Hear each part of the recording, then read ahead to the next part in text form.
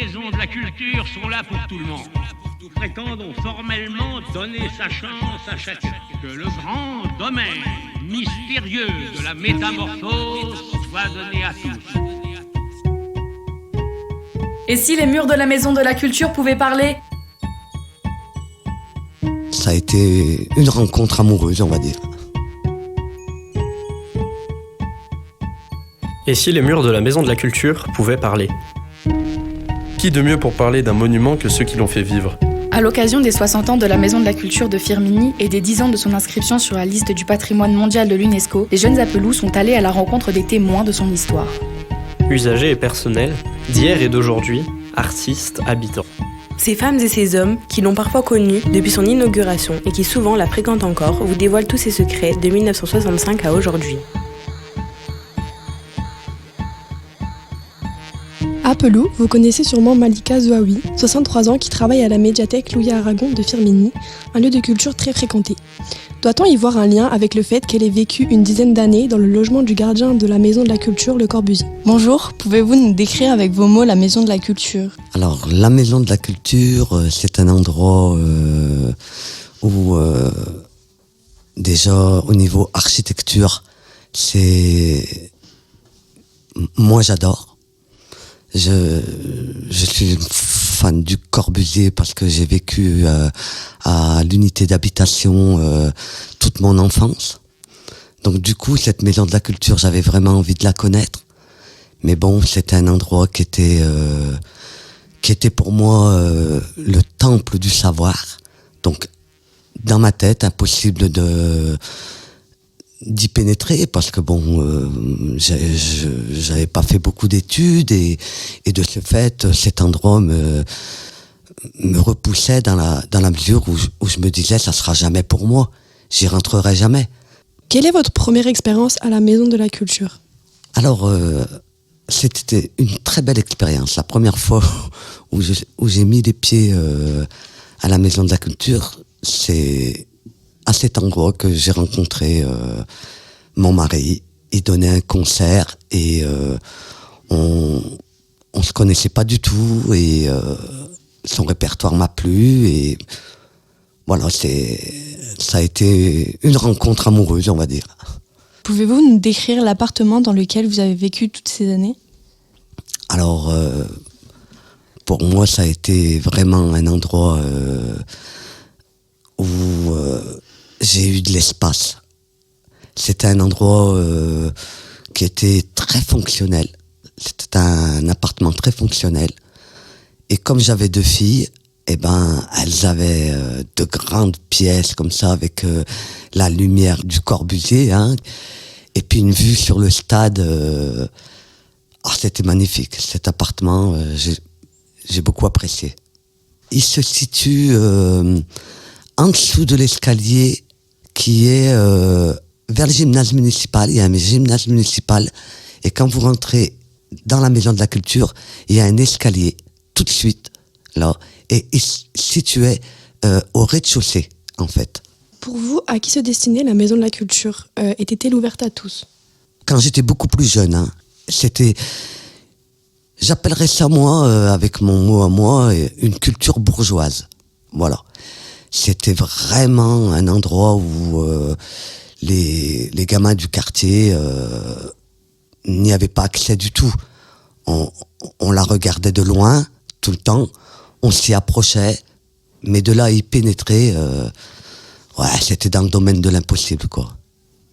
Mais après, quand moi j'y ai habité, entre 83 et 93, donc j'ai vécu 10 ans à peu près, 10-12 ans, là, moi, au moment où j'ai habité, je faisais rentrer, comme j'y habitais, les gamins du quartier, et je leur faisais visiter en cachette de mes supérieurs, bien sûr.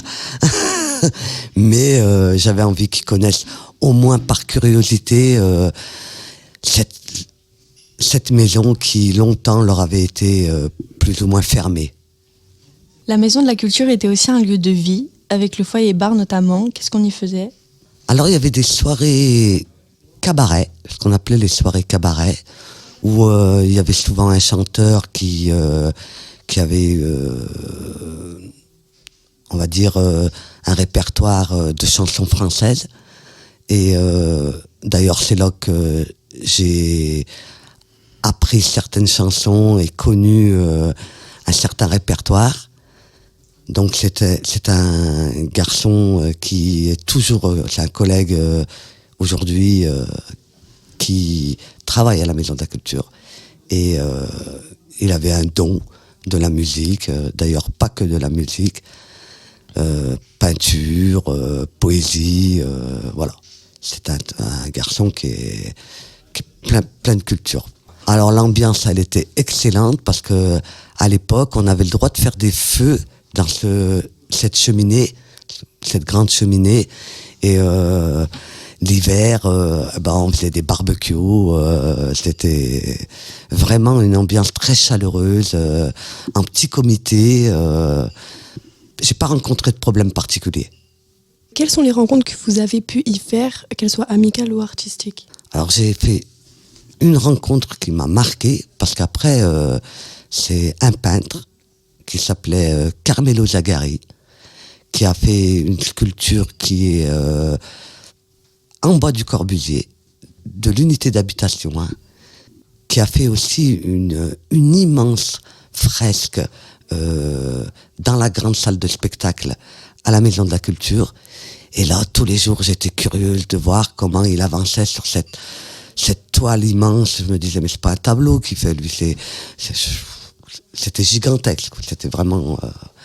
Et du coup, c'était un personnage... C'était une belle personne. Il m'expliquait pourquoi il utilisait telle technique de peinture. Et après, le hasard a fait que il est devenu... il a travaillé un temps, parce que la peinture peut-être ne le faisait pas encore vivre. Donc il a travaillé un temps au centre d'animation Firmin-Hiver, où j'y ai passé quand même 10-12 ans, moi. Et c'était un animateur comme moi. Qu'est-ce que cette maison de la culture a apporté aux gens de votre génération ? Alors je dirais que cette maison de la culture, c'est là qu'a commencé vraiment les saisons culturelles. Donc avec des spectacles de danse, c'était varié, hein, théâtre, et on avait un choix.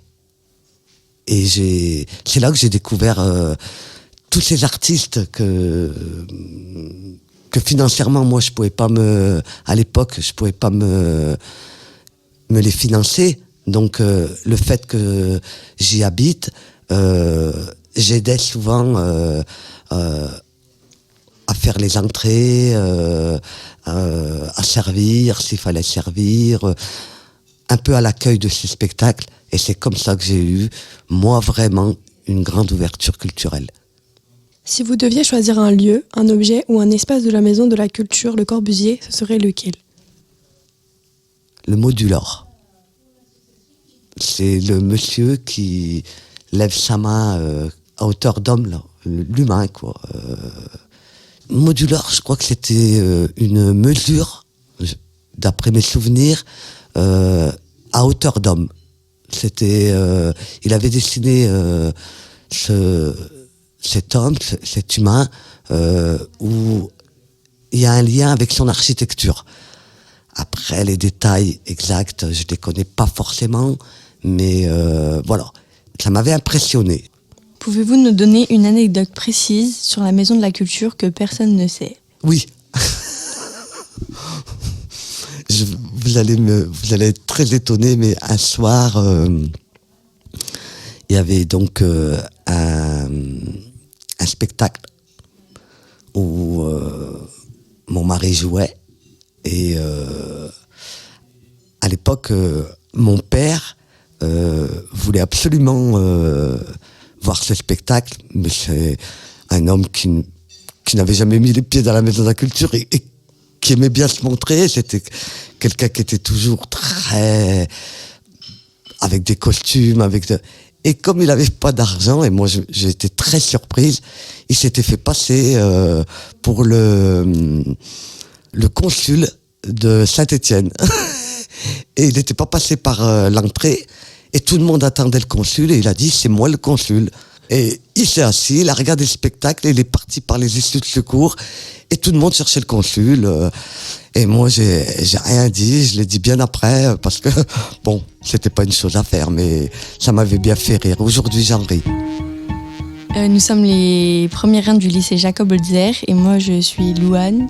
Et moi, je suis Soline.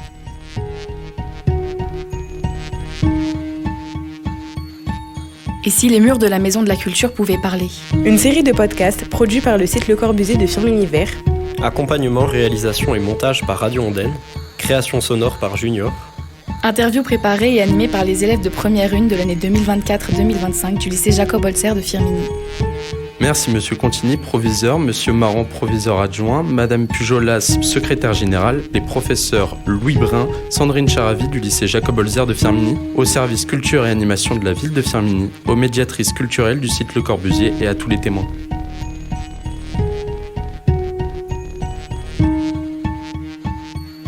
Et si les murs de la Maison de la Culture pouvaient parler?